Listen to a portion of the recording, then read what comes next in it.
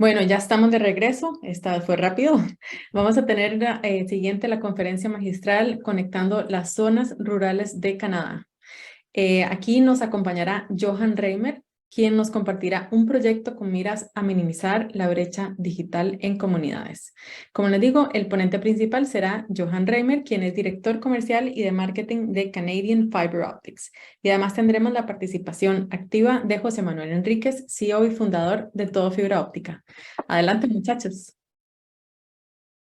Gracias, Andre, y yo sé que ya han de estar cansados de verme toda esta semana, pero era importante que estuviéramos con todos ellos. Johan, bienvenido. Hola. How you doing? Good. How are you? I'm wonderful, thank you. Thank you. That's great. I'm envious of the weather I probably know you have right now. So Spring like weather all year round. So yeah. there you go. There you go. That's one thing we cannot transmit through fiber, but almost everything else we can. We can. Not yet. Yeah, you can't fix my weather. So no, not yet. So, Johan, I really thank you for being here. We have a really short window of time, unfortunately, but we spent like an hour and a half last night talking, and there are too many things that we could discuss right now. Yeah. But I want to start with you telling our audience a little bit about who you are, what you do, and how passionate you are about connecting rural Canada. I'll leave the passion to someone else's judgment, but I'll say I love this industry and I love doing what we do, and I love the impact that we have on people's lives. But so I'm Johann Reimer. I'm accountable for mostly, I'll say, marketing and sales and business development at Canadian Fiber Optics. Canadian Fiber Optics is a relatively new internet service provider in Canada, and we're purposely built to build fiber optic infrastructure in rural and remote places in Canada. And it wasn't that long ago that we had just some pretty crazy and audacious ideas. And over the last couple of years, we've taken those ideas and we've built a lot of network in places in rural and remote Canada that the industry has traditionally said was not possible. And so we've been having a lot of fun doing that, and happy to talk about how we're doing that, why we're doing that, all of the above on how we're building and funding fiber infrastructure in places that need it. Great. As we were talking last night, I think one subject that really, many of them, I won't lie to you guys, I have a big mouth. You can see it, but it's because of the background, you can't see it. But I have too many talking points. But one thing that was really important was how you are struggling to find the right people to collaborate, to work in this industry. Tell us about that part. Well, yeah, there's, if I say every day to somebody or on social media that nobody grows up wanting to be the cable guy, right? And that has a lot of very negative effects, not only to our industry, but to our communities, and that's a problem we need to solve for, right? I got into the industry in a unique way. It's not a replicatable process, but I joined the Canadian Armed Forces, and I was recruited as a telecommunications professional, and that's sort of how I learned to build network. But the question I usually, and it's not a rhetorical question, is why does our youth not want to grow up wanting to work in our industry, right? We pay well, we pay exceptionally well. Our work is extremely valuable, and we provide a ton of value to households and businesses, right? It feels good to do what we do, right? The benefits are great, so if the pay is good and you feel good at the end of the day, why, with what you're doing or with what you've built or who you've connected or what you've connected, why is our industry not a career choice opposed to something that most professionals in our industry fall back on, right? So that's an interesting problem to solve for. to date, as a company, we've been successful in our recruitment endeavors, but it's challenging. Yeah. That's great. And moving along really quickly, one thing that I think is really interesting for Latin America is that Canadian law that you were telling me about, Canada law, something like that, where you basically make it more agile to build telecom infrastructure. Tell us a little bit about that. Well,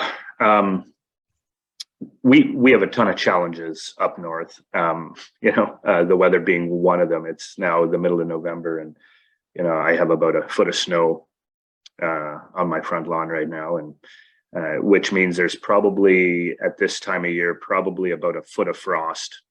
So about 12 inches of frost. By December, we'll have 3 feet of frost, right? So there's a ton of environmental challenges we have. If we want to bury network, right, we have about an 7-month window to do it. Sometimes shorter, sometimes a little bit longer, right? And then we also have a ton of constraints with whether we bury, and the logical conversation in our industry is, why don't you go on the poles, right? And there's a ton of constraints around that, but you and I had a great discussion. I kind of said, well, maybe I create a web domain called Mexico fiber optics or Mexican fiber optics, and why don't we take our model and come to Mexico and build there? The digital divide exists there just like it does here. I might argue that it might even be worse there, and so and you and I had a great discussion around the permitting process. The permitting process in Canada is not it can be challenging, but telecommunications infrastructure, specifically fiber, can't really be denied to be put into a right of way, right? And then I think in our conversation yesterday, that was a huge differentiation between the permitting process in Mexico versus the permitting process in Canada, right? We can get all sorts of delays, but the idea of someone saying no to telecommunications infrastructure being placed in a public right of ways, it doesn't happen. Yeah, and that is, I remember that you mentioned something that the reason why is because they consider it something vital for people, like a right. Yeah, and if you think about it, how many hundreds of millions of kilometers are there of telecommunications infrastructure on our continent? It's huge, right? Massive. And the idea of having to permit every single meter doesn't make sense. You can't do that, right? Government's not big enough to approve that. So in Canada, there's still a permitting process, and I'm not going to give it too many accolades because we still have some challenges with it, but the idea of the infrastructure overhaul that's happening right now in Canada and all the legacy infrastructure being replaced with fiber, you can't permit every meter of it. It's not possible, right? And that's why public right-of-ways exist. Right now, there's a lot of infrastructure that does need proper permitting, right? Pipelines, electrical networks. Because public safety is really important with respect to that. But fiber, for the most part, there's no risk to the public, right? It's an inert material, a piece of plastic in some glass that's being placed in the ground, 3 feet below grade. Yeah. I'm sure Corning will be happy to say that it's just a piece of glass and plastic. Well, it is, So, that you can tie that conversation to my previous commentary on trying to recruit people for our industry, right? I often criticize our industry for making networking, building network and operating network more complicated than it actually is, and not to take away all the hard work that is involved. But I think a lot of reasons why people don't want to build in our industry or service our industry is because they think it's too complicated, right? Yeah. And so there's been a lot of people in our industry who have sold the idea that it's too complicated for you to understand, or you to understand, or you to understand, and it's best in my hands, right? That's not the case. So That's a great point. Actually, the next in the 2 sessions we will have a talk by Jerry Morla from Fiber Wizards, and he's part of the Fiber Optic Association, and he's going to actually do a really didactic, very video intense show of demystifying fiber optics. So it will land it. So it'll be really cool, I think. Yeah. One other thing that I really thought was really interesting among all that we discussed last night was this thing on the indigenous communities, building data centers to save their knowledge. Tell the audience a little bit about that, because I think it's genius. I think and here in Mexico, we have a lot of, in Latin America, indigenous communities. And I think saving that knowledge, the culture really, I think is brilliant.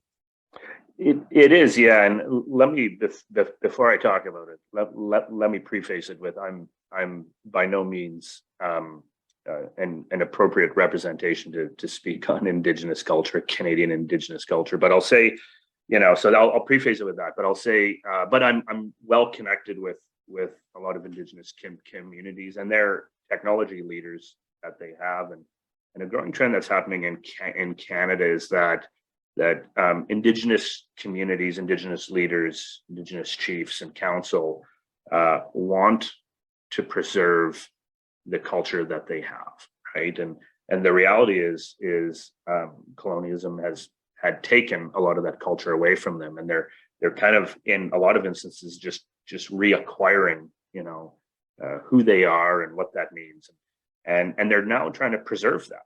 And one way, and the reality is they don't trust, the idea of their knowledge and information about their culture to be stored in a data center in Seattle, or a data center in New York, or, in Dallas, Texas, or in Toronto, or Montreal, or Calgary, right? And so the idea is, they want to build data centers on Indigenous land, on their own sovereign land that they can control and manage themselves, right? And that's a really, really cool idea, And I was actually just enlightened about this at a conference I spoke at in Banff 3 weeks ago, and I thought it was brilliant, right? And the obvious challenge right now then is, well, how do you do that? It's, I don't want to say it's simple to build a data center, but the knowledge out there exists on how you might do it, but connecting it is a whole nother practice, right? And so the reality in Canada right now is our Indigenous communities are the least connected people in our country, and I'll say by a long shot. I can probably count in the hundreds of Indigenous communities that exist across Canada. I can probably name on one hand how many actually have fiber infrastructure traveling throughout its communities. It's probably an embarrassing number how many homes are actually connected with fiber. So, so there's a lot of work to do, right? The digital divide in Canada is widespread, but it certainly discriminates against some of our most vulnerable population. There's no doubt about that. No, totally, and I think that's the case in the whole region in America, from Alaska to Canada, and I think that's part of our goal. How do we create this strategy to connect everybody? And I think it will serve to help us solve many of the great issues that we have in the whole region, in the whole continent, in America, from Alaska to Tierra del Fuego. Absolutely. Now, changing subjects a little bit drastically, but we discussed so many things.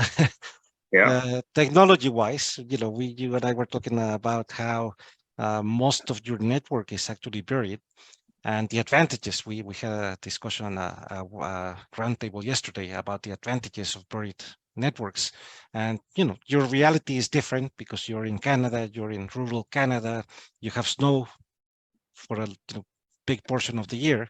It's a little bit different in LATAM, but tell us about how the technology has evolved to allow you to do deployments in a faster, more efficient way, and in the long term, what the benefit is for you as an operator. Yeah, well, let me first acknowledge that buried versus aerial network construction is one of the greatest debates our industry has. Right next to how you spell fiber. And so, the idea of building network on poles and versus underground is often a matter of opinion, not fact, right? So I'll say that.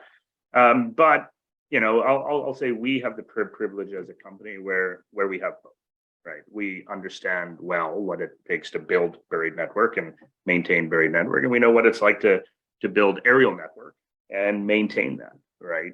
And so, yeah, there's as a company, I'll say we default to burying network, and I would say Western Canadians, for the most part, default to that as well. And there's a number of reasons for it. Is one, inherently company is made up of construction workers who prefer to dig. So in our marketplace, we compete with the oil and gas industry for labor, right? And that labor group knows how to dig holes and put things in those holes and bury them again, and so just from a functionality perspective, our marketplace, right, our entire marketplace, our region, our provinces, we bury things. But I'll say, I don't want to assume, but I'll say there's still a lot of people who will prefer to build aerial network. And I think a lot of reasons for it is, a lot of our industry still, and this goes back to who wants to grow up and work in our industry, right? There's not a lot of youth, there's not a lot of 30-year-olds, and there's not a lot of 40-year-olds, right? We have, an industry that is actually quite aged and old, that built network 40 years ago. Well, 40 years ago and 30 years ago and 20 years ago, we were building twisted pair copper networks. No one liked to bury those networks, right? Moisture was an issue, freeze and thaw was an issue. It was difficult because digging technology was challenging. You were open trenching everything, right? And so there's a demographic of professionals in our industry who want to build fiber networks like they built copper networks. And I'll very confidently say they should not be treated as equals. So, yeah. No, totally. And Jerry Morlais is there online. If you can bring him in, that'd be great. But yeah, well, he's prepared.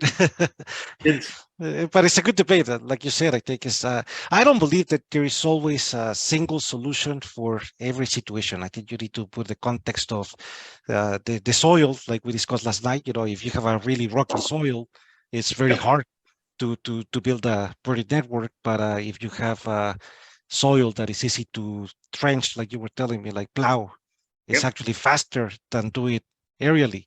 So when you can plow along a highway all the way to the community and then do horizontal drilling to reach the final mile, the home, by all means, I think that's a great way to do it. And the technology has evolved because we discussed this last night. It's not the same between the connectors, the locks, as long as you keep it hermetic, out of, like without water, and you were arguing that even a drop cable without even the duct, nothing would, happen. Yeah. Well, our industry has a bad habit, or at least in Canada, I can speak on behalf of that, of over engineering networks, and there's a balance to strike in what over engineering looks like and what is practical, right? But I'll say functionally, 100% of every connection we've made has been privately funded. So we care a lot about the operational cost of the network, just not the capital cost of the network. And so there's a fine balance on, we don't want to over engineer it, right? But we don't want to under engineer it. And one example I often give is the comparison of twisted pair networks versus coaxial networks in Canada. For years and years and years, twisted pair was buried at 3 feet below grade to the house, right? And that the telephone companies believed that was absolutely required for the longevity of the network. Their coax counterparts during the same years and still today have always buried the coax 12 inches, right? So they're both copper-based networks, right?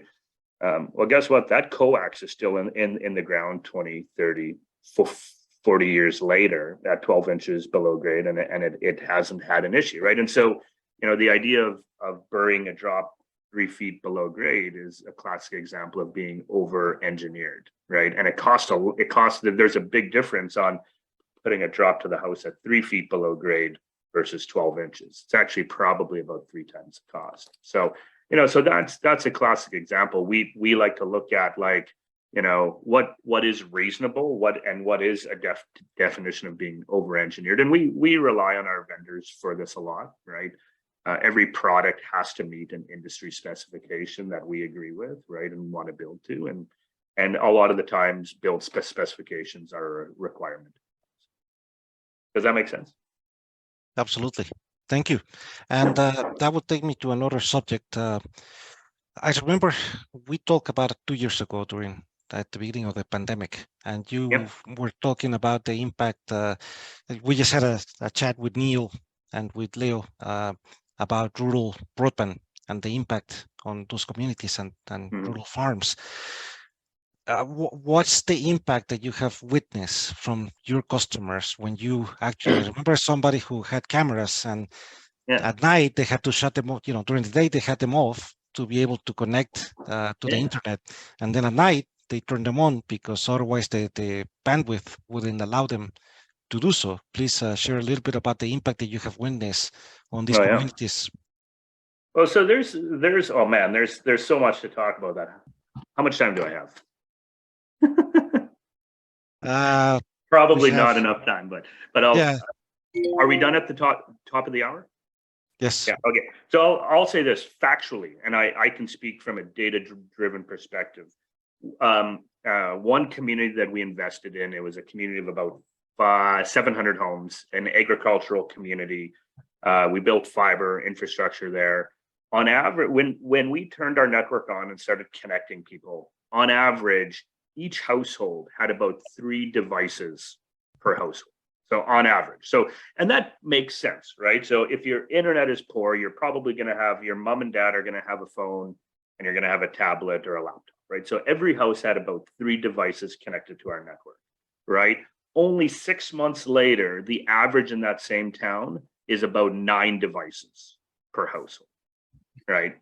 And I celebrate this, right? And the community should celebrate this, right? What does this mean, right? Well, people aren't buying more phones. It probably means that they're using that connection for good. They probably have a smart thermostat, right? They're saving money. Their house is more comfortable, right? They have peace of mind that the house is not freezing in the wintertime. It might mean they might have a Wi-Fi connected baby camera, right? It might mean they might have a doorbell camera. It might mean, and so how people use the internet is very exciting for us. And we like to encourage people to use it for good and to improve the quality of your life. But just by seeing how people are actually using it by the number of devices per household is very, very cool. I kind of said yesterday, from an agricultural perspective, and I know Neil speaks well to this, there are so many benefits to being connected. Right. And you could spend a whole weekend talking about it. You could spend a whole month talking about it, right? The ag tech that exists now. The reality is a lot of this technology isn't really bandwidth intensive, right? Now, when you get in the world of IoT and you start having hundreds or thousands of devices, it certainly can, right? But what I like, whether it's agricultural or rural communities, we like to give what we call a mindset of abundance, right? Not a mindset of scarcity, mindset of abundance. And I look at my uncle who runs quite a large farming operation in southern Saskatchewan here in Canada, right? And I talked to him last year and I said, hey, uncle, like, wouldn't it be cool if you had a drone that automatically deployed every morning and counted all your cattle and came back, and when you woke up, you had your cup of coffee and there was just a number that verified that they're all still alive and well? He goes, that would be cool. I said, you know, that technology exists today. You know what he said? He said, how could I use that when I can't even watch Netflix? You know, and that's what I call a mindset of scarcity, right? He could have used that. He still can, right? But he has a mindset of scarcity, right? He thinks that he's not able to use technology because his Netflix doesn't work, right? And there's something to that, right? And so it's exciting to see, you know, how this technology gets deployed, right? But broadband is kind of the base of it, right? And whether that's functional for the technology or functional for that individual or that household or that farm or that business to actually start using some cooler things, you know, that's exciting, you know. Yeah. That's great. That's awesome. And I thank you so much. And I think, like you said, I think we can do a separate event in January, February, where we will do just a one-day workshop about rural broadband, because I think there are so many things that we can cover there that we can spend a full day just on this subject. I thank you so much for your time. And if you can give a 30-second closing, you know, thought, and then I pass it on to Andre. Sure. Yeah. Well, thanks for having me. I like to say this publicly to hold myself accountable. But if you or anyone who sees this wants to reach out to me, have any questions, I love to collaborate, and I feel that collaboration is one of the ways that we are going to close the digital divide. I want to learn on how network is built in Mexico, and I'm happy to share how network is traditionally built in Canada, right? So my email is johan@canadianfibreoptics.ca, JOHANN, and fiber spelled FIBER. Yeah, thanks so much for having me, and I'm sure we'll chat very soon. Thank you, Johan, and you go, Andre. Thank you very much, Johan. Muchísimas gracias a todos. Bueno, hay muchísimas ideas con las que me voy. Voy a intentar hacerlas breves. Durante esta charla, Johan nos ha contado lo asombroso que es el proceso de desplegar redes de fibra óptica en Canadá y todos los retos a los que él se enfrenta.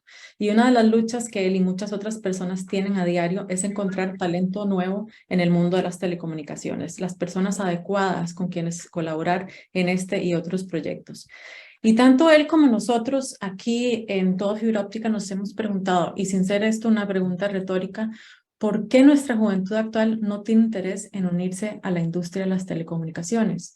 Si al final los beneficios del sector son muy grandes y la misión de conectar las comunidades con el mundo e irlo logrando hace que uno se sienta bien al final del día. Y al final significa trabajar para un bien muchísimo más grande que uno mismo.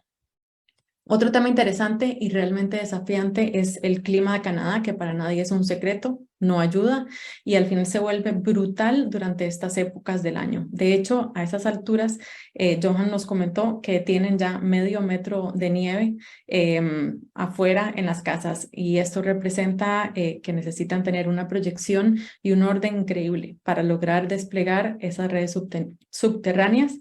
Que bueno, en realidad tienen una pequeñísima ventana para hacerlo, que son 7 meses a lo largo del año.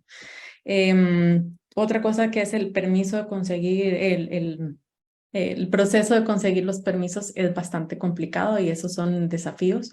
Mucho papeleo, enormes requerimientos y esto provoca pues grandes retrasos. Y como dije anteriormente, en Canadá no pueden darse ese lujo por el tema del clima. Y algo que me llamó muchísimo la atención es el tema de los data centers en las comunidades indígenas. Nos comentó Johan que hay líderes tecnológicos que quieren preservar la cultura que tienen, que a veces sienten que ha ido cambiando un poco a lo largo del tiempo. Y algo que llama la atención es que no confían en la idea de que todo su conocimiento e información se almacene en un centro de datos en Toronto, en Montreal o en cualquier otro lugar del mundo. Entonces se han puesto a la tarea de construir sus propios centros de datos o data centers en donde viven para que puedan tener control. Así que bueno, eso es un poco el resumen de lo que hemos visto. Me llevo todas estas ideas, espero que les haya gustado a ustedes igual que a mí y volvemos en un momento.